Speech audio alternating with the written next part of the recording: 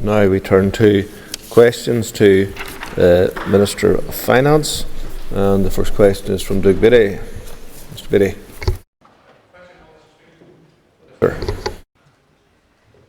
Creation of the centralised Next HR function in 2017, the data controller moved to the Department of Finance for all civil service staff files. Given the security considerations for prison grade staff, it was agreed that all live and legacy hard copies would remain within NI Prison Service headquarters. Mr. Beattie. Speaker, and the Minister will know that there have been concerns raised with the Information Commissioner's Office in regards to the break-in in Dundonald House and those who feel that there may be personnel files which were kept in there which were not secured. So can the Minister outline the processes for accounting for all personnel files, be they prison officers or anybody else from the civil service, particularly in transit between your department and the Department of Justice? The member is correct, and it's well on the record that Dundonald House was accessed in recent times. The room containing the files in relation to the prison service was not accessed, and even if it was accessed, there was no access made to the storage facilities within which these files were held. So I have asked directly as to whether the room was entered or whether cabinets were opened, and the answer to both of those is no. In terms of transport, I understand that the files were transported securely in agreement with the prison service to a new location. Linda Dillon. Minister, given the recent break-ins at Dundonald House, can you give us assurance that all steps have been taken to secure Dundonald House going forward? Since the break-in and further incidents of and attempts at unauthorised access, all locks on the entry-exit doors to Dundonald House have been changed. Chains and padlocks have been put in place where access is believed to have been gained. Access to the roof has been closed off, and 24-hour on-site security put in place inside the building. The Department of Finance is also arranging for wire mesh to be installed internally to cover up the windows on the lower floors of the building to help prevent further unauthorised entry, and has closed the pedestrian access point adjacent to Dundonald House. The need for ongoing or further security measures at or around the building will be kept under review by my department. Kelly. John Kelly, cast the question to please.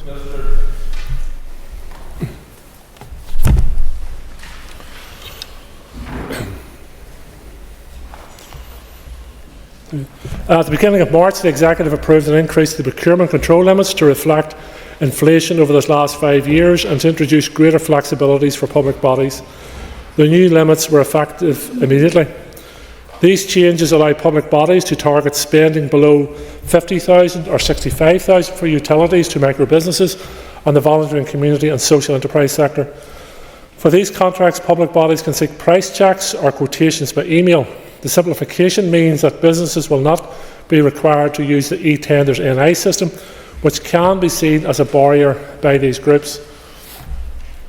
The flexibility will also ensure local accountability and allow spending decisions to be made locally. There are many reports which point to a risk-averse culture across the public sector. I will encourage ministerial colleagues to ensure their department is maximising the flexibilities the new limits creates, and also ensure this flexibility is replicated in its arm's-length body, such as schools. In addition to flexibility in procurement practices, my department is currently in the process of raising the delegated limits, where departments are required to seek approval from the Department of Finance Supply Division. Again, I would encourage ministers to review the practice in their own departments to ensure that delegated limits for their arm's-length bodies are proportionate and focused on delivery. Mr. Kelly. Thank the Minister for his answer. On a little on how the new simplified procurement process helps local small businesses access to public sector contracts. I am committed to ensuring our procurement practices are simplified and are easily accessible for local businesses, particularly as 85% of businesses here have between 1 and 9 employees, and 97% of businesses have less than 50 employees. The simplification of the procurement process and practices for contracts below 50,000 or 65,000 for utilities will mean that businesses will not be required to use formal tendering to provide quotations. This will make it easier for public sector to do business and, more importantly, for businesses to bid, negotiate and work in partnership with the public sector. Neil McAllister. for his answer so far. Minister, during the last 5 years, the health trusts in Northern Ireland have spent close to £3 billion in care home contracts without going through procurement processes. What is your assessment of how that spending aligns with the requirements and best practice, given that there are concerns around the lack of flexibility for those availing of places in care homes? It's a matter for the Department of Health and the Health Minister, and indeed the Health Committee, to assess and interrogate.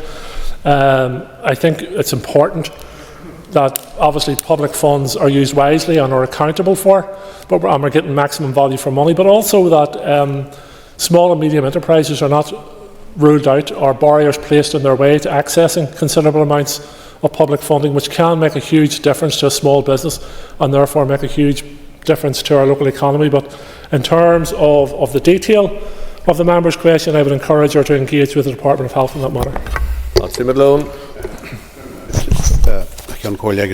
Mr. Speaker, and I thank the Minister too. In regard to arm's length bodies, what methods or what mechanisms are available to the Department to ensure that not only are proper procurement procedures adhered to, but also proper payment procedures? Minister.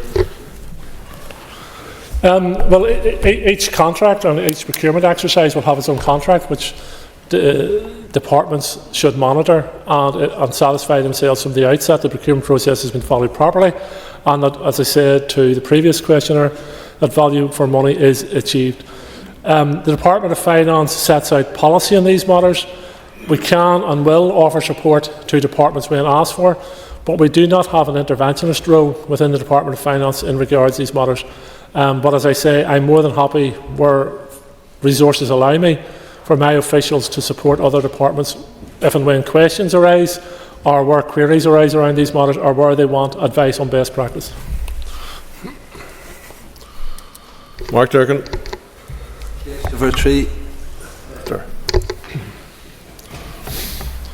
I've had no specific engagement with the Minister for Infrastructure regarding a potential overspend by NI Water. My officials monitor each department's spend against budget on an ongoing basis through the regular forecast outturn processes. It is for each individual minister to manage their budget, including that of any arm's length body, in line with the allocation agreed by the Executive. I am aware of the Infrastructure Minister's statement regarding NI Water's budget position and her intention to appoint forensic accountants to investigate how NI Water have ended up in this position. That appears to be a very sensible measure, in my opinion. My officials will continue to engage with DFI officials in relation to the position of NI Water and its impact on the DFI budget, and will remain in close contact as this investigation proceeds. Mr. Durkin. Thanks, Mr. Speaker. Thank the Minister for his answer.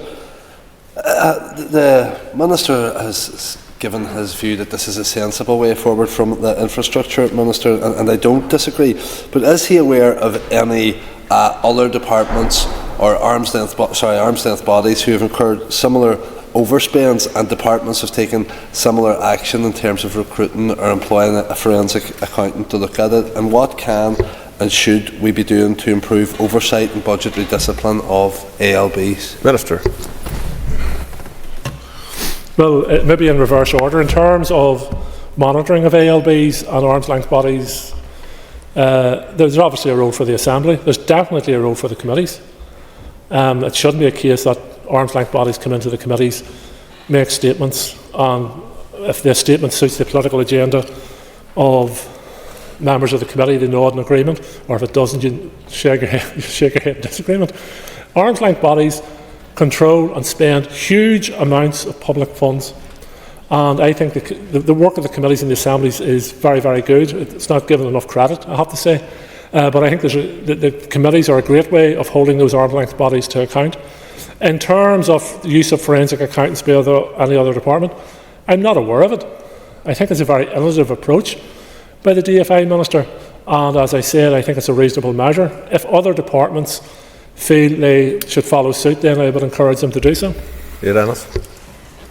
And the Minister indicated there that he thinks it is a sensible approach by the Infrastructure Minister, so can we take it that he agrees then with the Infrastructure Minister's approach to this issue? I do agree. As I said to the previous questioner, arm's length bodies are responsible for spending huge amounts of public funds. And they also have a responsibility to live within budget, as does their chief executives or their accounting officer. And their accounting officer has a responsibility to live within budget. So when an accounting officer steps forward and indicates or confirms that they can't live within budget, then I think the board of that arm's length body should be very concerned about that and carrying out due diligence. But certainly the Minister of the sponsoring department should be very concerned in carrying out due diligence in that regard, and I think in this case the Minister has acted appropriately. Stephen McLaughlin. Question number 4, please. Minister.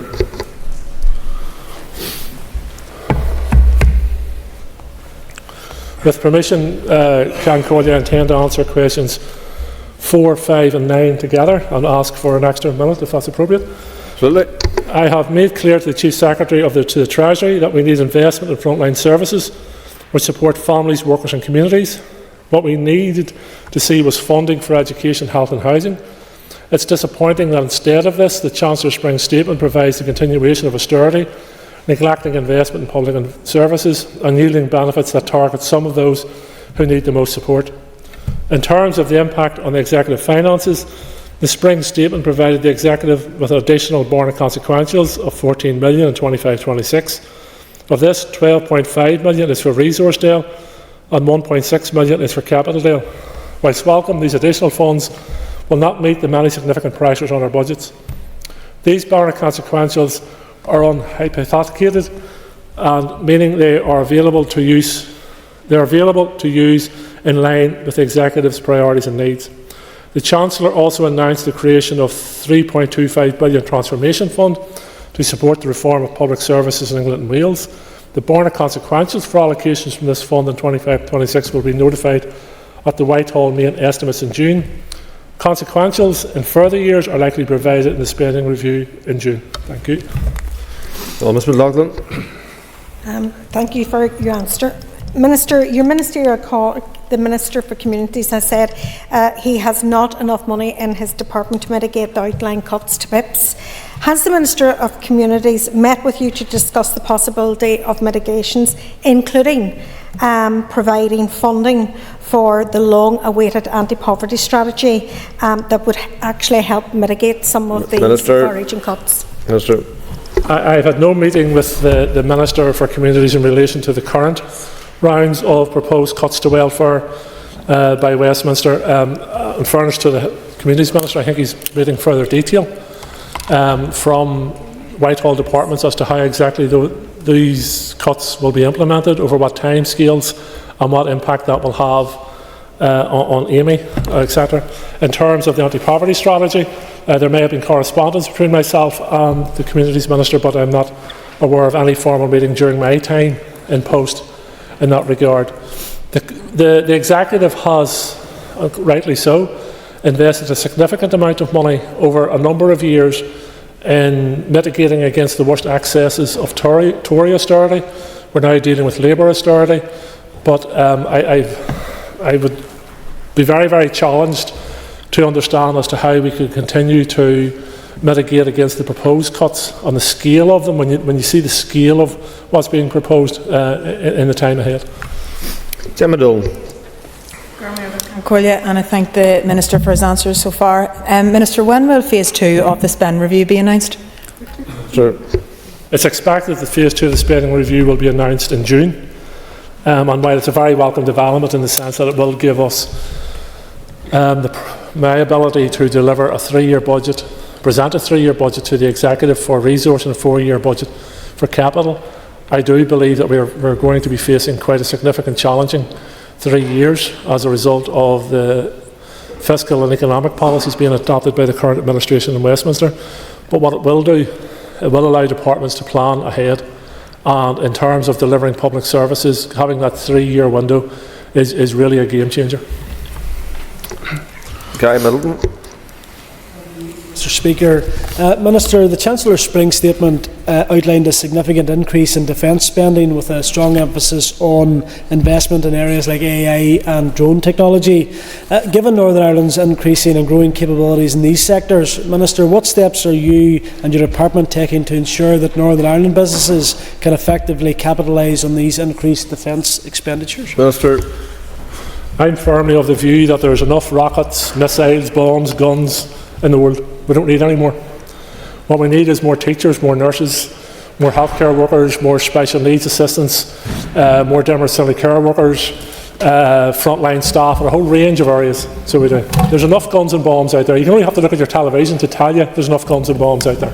What we need is leadership on the world stage that will bring peace to this planet and allow those, particularly from poorer nations, because usually what happens is rich nations make the bombs, sell the bombs, and then drop them on poorer nations.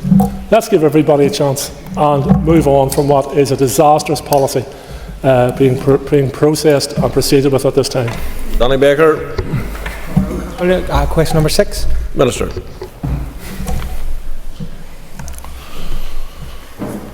The Digital Inclusion Team Go On NI programme provides free digital training sessions in libraries, community centres and hubs.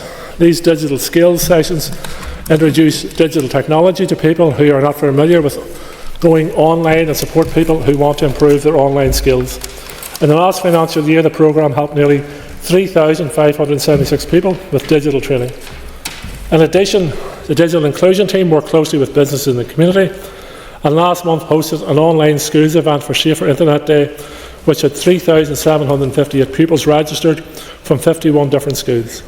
My department is committed to maximising the number of citizens able to use online channels, including those to access public services and to access low-cost, convenient computing and digital skills training. Activity and initiatives are cross-departmental to ensure that we use technology to grow the economy, reform our public services and make life better for every citizen. Mr. Baker. Minister, for your answer, and you touched on it there. The department is working in partnership with other departments, and is it working with more sectors to improve digital inclusion? Mr. The Digital Inclusion Unit has aims of getting citizens online, promoting access to high-level digital skills and supporting the digital economy. It achieves this by coordinating activities and projects, creating partnerships, including with Ofcom, as I said, libraries, supporting communities and other government departments, and with other devolved administration. The unit also works in partnership with the public, private, voluntary and community sectors in delivering joint up working through Digital Assets Steering Group. Orlia Flynn. Thank you. Question number 7, please. Sir. Forgotten question.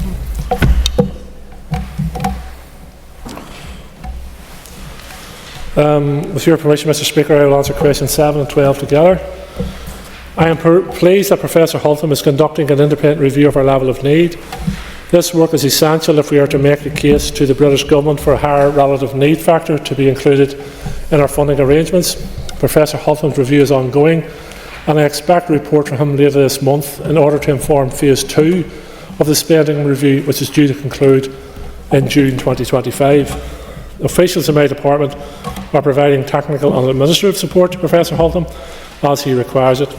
It's essential that the Executive is funded fairly and sustainably to ensure us to deliver the public services our people deserve. That is my focus and the purpose of this work. Ms. Lynn. Thanks very much. Can the Minister explain why should the 124% needs-based factor be amended? Minister. I think it's a general view of Executive colleagues that while it's very welcome that we're now receiving funding at 124, that the level of need here is actually greater than that, and that Professor Holtham's review is very timely in that in terms of the spending review. It's been clear we've been underfunded for many, many years. I'm old enough to remember when we used to call for more funding that we were accused of going to Downing Street with a begging bowl in our hand, but in fact we were proven correct all along that we were underfunded.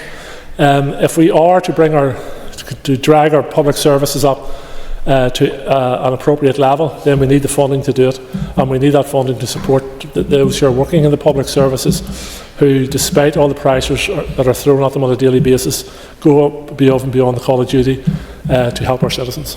Andrew McMurray. Thank you for the answer so far. It is a few months really sufficient time for a review so fundamental for our public finances to take place? Minister. Yes, I think it is. And the time frame perhaps not set by ourselves, but in terms of the spending review, I think that the work that's been carried out over a number of various reports, including the work of the Fiscal Council, provides a good platform for Professor Holtham to work on. He obviously will have access to all the data and will come to his own independent conclusions on that regard, but I do think the time frame, not ideal, but I do believe it is achievable. Timothy Gaston. Much, Mr. Speaker, and I certainly welcome the appointment of Mr. Hotham to identify the up-to-date level of need for Northern Ireland, having mentioned his work in the Assembly in the past. Can I just ask the Minister, as part of his review, will he be taking submissions from parties or indeed MLAs? Minister. No, it's largely a desktop review in terms of data and provisions. So it's not that type of review. I don't think the time frame would allow for that. It's really accessing papers and data to bring forward the report. Justin McNulty. Hold control it.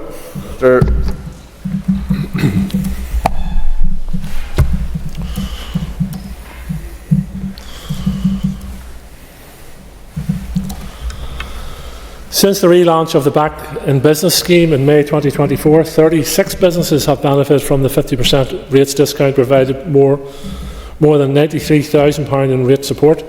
The Back in Business scheme aims to help bring vibrancy, footfall and investment back to our high streets, while providing businesses with a boost at the start of their business journey, helping to support jobs, bringing long-term vacant units back into use. The scheme offers businesses a 50% rates discount for up to 2 years if they move into a business which were previously used for retail purposes and have been unoccupied for 12 months or more. I am grateful to the Assembly for their continued support and renewing the scheme earlier this month. I would urge anyone planning to start a business or expanding their existing business to consider setting up in an empty unit and avail of the rate support on offer through the Back to Business scheme. Mr. McNulty, yes. Can I thank the Minister for his answers thus far. Has the Minister given any consideration to learning from the success of Atlantic Link Enterprise Campus and potentially expand the number of enterprise zones here in the north to tackle dereliction? Minister. It would sound maybe perhaps more of a Department of Economy programme, but I'm more than happy to work in conjunction with any Minister to see how we can support businesses, how we can ensure that we do bring our high streets back, how we create new innovative businesses and create employment as well. I am awaiting the final draft of the cost of doing business report, which I think will also be beneficial in these discussions. Question 11. Minister.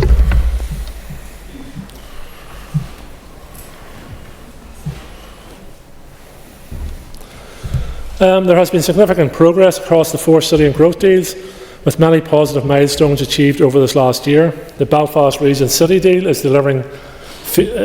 in delivery phase, with legally binding contracts for funding, planning permission and construction commencing across many of the projects. The Derry City and Strabane District Council City deal signed its deal in September 2024. Council is finalising the required deal documentation and working on legally binding contracts for the most advanced projects, which will allow funding to flow. The 2 growth deals, Causeway Coast and Glens and Mid-South West, signed heads of agreements last year and are working on outlined business cases to progress towards deal signing. The A4 Enniskillen and Bypass project, part of the Mid-South West growth deal, is currently in delivery, as funding was made available for this project by the Executive in February 2024.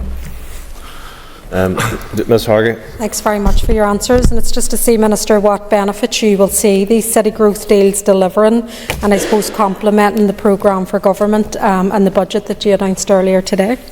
Minister. The £1.3 billion investment in the 4 city and growth deals will support significant shifts in many of our indicators, such as improving regional balance, creating employment opportunities and increasing productivity. Across the 4 deals, there are 50 projects at full business case stage. Each project will specify the benefits to be realised from that project. Identified benefits will include job creation where appropriate. I also think one of the benefits of the city deals has been the collaboration between the Assembly and the Executive and local councils in delivering these projects.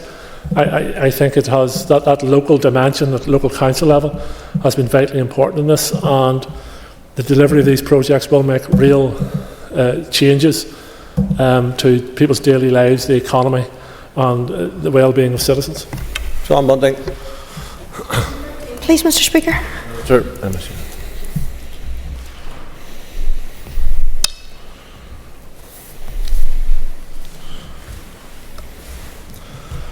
The Registrar General Office has data sharing arrangements in place with several agencies which enable death registration data to be provided to them.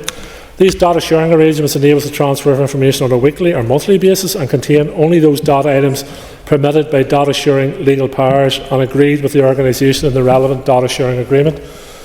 There are no arrangements in place to automatically notify agencies and statutory bodies when a death is registered. GRO officials are currently scoping out legislative pathways which will allow for increased data sharing arrangements. However, it will take time to progress this work and to put the necessary legislation in place. Ms. Bunting. I'm grateful to the Minister for that answer, and he's highlighted the fact that they are working on it. The Minister will be aware that in Great Britain there is a campaign called Tell Us Once, and that was being promoted by Marie Curie here, and as chair of the APG for terminal illness, I would be keen to see that those in bereavement would only have to notify one agency to ensure that they don't have to keep repeatedly making calls in a time of grief. Could the Minister indicate, obviously he's taken this forward, but could he give us any indication of timeframes and scoping for such legislation? Minister. I can't give the member any times at this stage. The work is at an early stage in regards to this, but it is important for the very reason the member outlined, to Tell Us Once, to assist grieving families at that most awful of times immediately after the death. So I will update the member with more information, but I agree with the objectives of the campaign. Emma Sheeran. The Minister has just answered my question.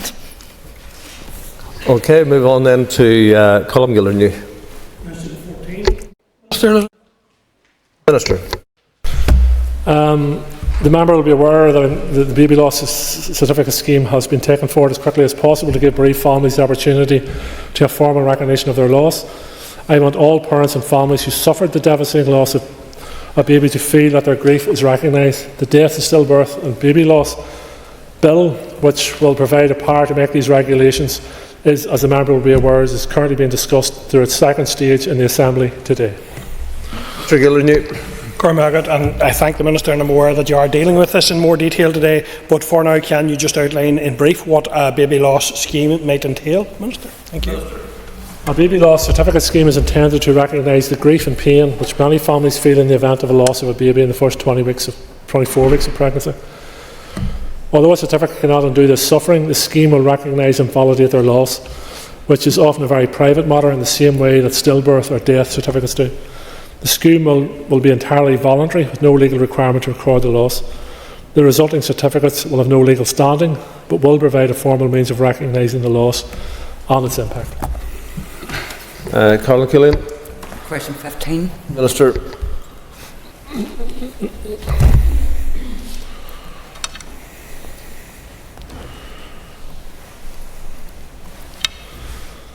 I have just received today a copy of the report of the cost of doing business from the Ulster University Economic Policy Centre, which I will be considering. The study was commissioned following concerns raised in the aftermath of the British Chancellor's autumn budget. Research has looked at the impact of labour costs, energy, property, transport, materials and insurance costs on sectors and by business size, as well as the VAT differential for the hospitality sector on the island. The report provides me with a strong independent evidence base to present a case to Treasury ahead of the June spending review. I will also be sharing with my ministerial colleagues as the impact will be felt by employers in both private and public sector, including voluntary and community and healthcare providers. Mr. Killian. I appreciate the Minister still looking at the report. but even at this stage, could he even give an indication of what actions he's minded to bring forward after his final consideration into the report, The Cost of Doing Business? About half a minute, Minister, please. I have, as a member said, I've literally received the report today into my inbox. I will study it closely. Obviously, we want to carry out whatever measures we can to support businesses moving forward. We already do quite a considerable amount of support for businesses through our various rates relief scheme. We talked earlier about the Back to Business scheme as well. So we'll see what additional support is achievable within the limited resources available to the Executive at this time. That brings us to a conclusion of the oral questions. Move now to the topical questions, and I call Colin McGrath. Mr. Speaker, Minister, not long ago you and your executive colleagues published a programme for government that promised to, quote, do what matters most. Can you provide assurances that all of the necessary finance is available to deliver upon the priorities and promises in that document? Mr. The budget sets out what will be financed in this financial year, and as the member will be aware, is aligned with the programme for government. I look forward to being able to present the Executive with a 3-year resource budget and a 4-year capital budget later in the autumn, which will all further allow the Executive to fund the priorities through the programme for government. As I said in the earlier question time, I believe the next 3 years are going to continue to be very challenging financially, but the fact that we can plan for 3 years is a game changer. Mr. McGrath. Thank you. Given that just about 5% of the overall budget deals with the priorities in the programme for government, Minister, which do you believe is most lacking? The overall percentage of funding available for the priorities or the ambition of the programme for government? Minister. I find lacking the absence of an alternative from the opposition. So, you can't simply stand up anymore and criticise. Well, you can criticise what the Executive is doing. Of course, you should challenge what the Executive is doing, and you should question what the Executive does. But a year in, it's time to see some paperwork from you. You know, it's time. It's time to see some paperwork which sets out what you would do differently. Now, in terms of I think the programme for government sets out a realistic programme of work for this Executive. I think the budget that is set out matches that, and as I said, we will be delivering a 3-year resource budget and a 4-year capital budget later in the autumn. Can the Minister provide an update on the work of the Interim Transformation Board? Minister. Yes, this morning I met with Fleur Anderson, the Minister of State from the NIO, to discuss the next steps in relation to the Interim Transformation Board. I hope to be able to go out to executive colleagues in early summer and ask for further bids in relation to the remaining funds of around £102 million. And in conjunction with that, the board and the TEO are also studying the digital maturity projects that have been submitted as well. So I will be appointing further members to the board as well, and confirming the terms of reference. So the work of the board continues, and the further transformation project bids will be asked for by early summer. Thank you, Minister, and I appreciate that response. Can you just tell us, Minister, how much funding is allocated for transformation projects in the 25-26 budget? Minister. I think it's around, in this financial year, I think it's around £21 million has been allocated. As the member will know, the Transformation Fund has been profiled over 5 years. We are engaging with the Treasury around how that profiling will work and how it will match the ambitions and the strategies of the Transformation Board and the Executive, but we're confident we'll be able to match those two up. Mr. Trevor Clark. Can I ask the Minister, I don't know if you heard the interview last week from the Chief Constable in terms of the pressure within police numbers, but can I ask you, Minister, has the Justice Minister made any specific bids to address the issue of the recruitment within the PSNI? Minister. I didn't hear the entirety of the interview. I heard some of the interview, But the member will be aware that the Justice Minister has submitted a business case to my department. That business case, and for the record, is not on my desk. It is being studied by departmental officials, as would be the case for any business case that comes into the department. And at the appropriate case, it will be submitted to me. So once the business case has been appropriately analysed, I will engage with the Justice Minister on the way forward. Mr. Clark. The Minister has said in relation to business cases. However, I suppose given that there's a commitment from within the Executive and all of the Executive Ministers in the programme for government to address the shortfall of numbers within the police, given there was an original commitment of 7,500, I think now the target's even 7,000. So can I ask you, Minister, regardless of what the business case would say, given that this is a strong case made by the Chief Constable and indeed supported by evidence across the water, what support he would give to it regardless of what that case would say? Minister. As I said earlier during the statement in relation to the budget, I'm not going to set my spending priorities on the latest headline or whoever seeks the most dramatic headline. That is because if I follow that course, somebody tomorrow will have an even more dramatic headline than the one today. So the business case, I cannot simply disregard a business case. The business case is there to protect public funds.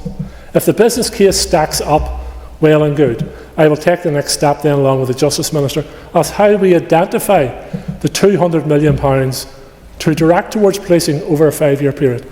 Currently that £200 million doesn't exist. It simply doesn't exist. So we'll have to look at it over the spending period of that business plan, and I think the spending review gives us a great opportunity to plan on the way forward. Question 4 is withdrawn. Call Harry Harvey. Mr. Speaker, what discussions have you had, Minister, with your devolved counterparts and with the government in relation to the impact of US tariffs? Minister. I had no opportunity as yet to have discussions with finance ministers in the devolved institutions. I understand that the economy minister is taking forward discussions with the devolved institutions in relation to the impacts of tariffs. Mr. Harvey. Thank you for your answers so far, Minister. Minister, has any initial work been done to undertake and establish what sectors will be worst impacted in this part of the UK specifically? Sure. Again, I understand the economy minister is leading in this regard, and of course I'll work closely with her in that matter in terms of any financial concerns or pressures that are placed on our businesses. But I come back to the point, we are working in significantly constrained financial times, and it would be I can't raise expectations beyond reality. Emma Sharon. Concordia, Minister, can you provide an update on last week's NSMC meeting, please? Minister. Attended last week's NSMC meetings in terms of SUPB as a sponsor minister for that department. A very useful engagement with our southern counterpart and the SUPB about the projects and the work they are doing, which are making real differences in communities and people's lives, supporting businesses, community projects, education projects. So it has been a very important piece of work. Sharon.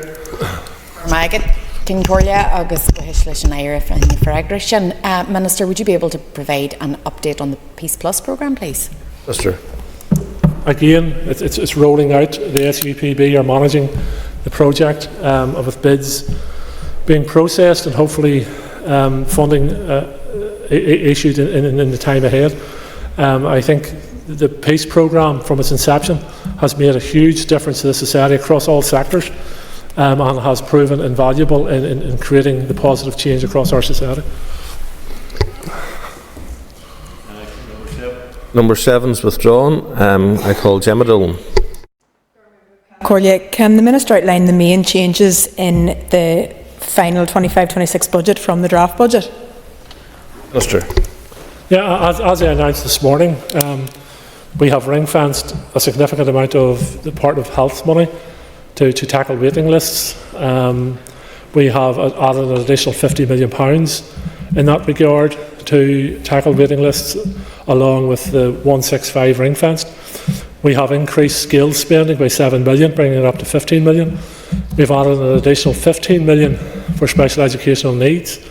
We have ring-fenced £5 million for the protection of Lough Neagh, and directed significant amounts of money towards Invest NI through the Department for Economy to support and create jobs.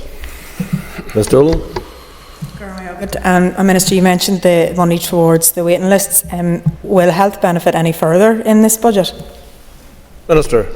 I don't think we will see the significant Barna consequences which we witnessed last year, but I suspect there will be Barna consequences flow as part of the spending review in June, and obviously it will be up to the Executive to decide as to where that funding goes.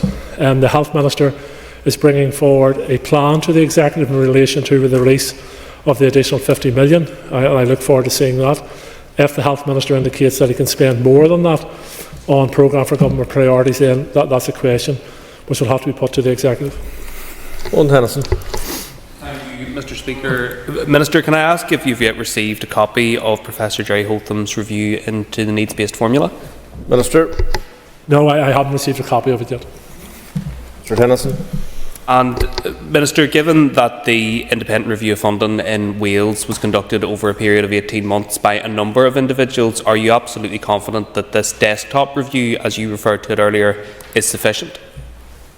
Minister. I think Professor Holtham, as one of the people who was involved in the review of the Wales formula, is very familiar with this process. He has a lot of casework and documentation to build on and learn from, so I am confident that Professor Holtham will be able to carry out the task and provide us with that independent oversight that is required. Mr Bradley is not in his place, so that brings to a conclusion questions to the Minister of Finance. Very commendable, Minister. Unlike Mr Lyons, you've got through all of your questions, both fronts, so we congratulate you for that.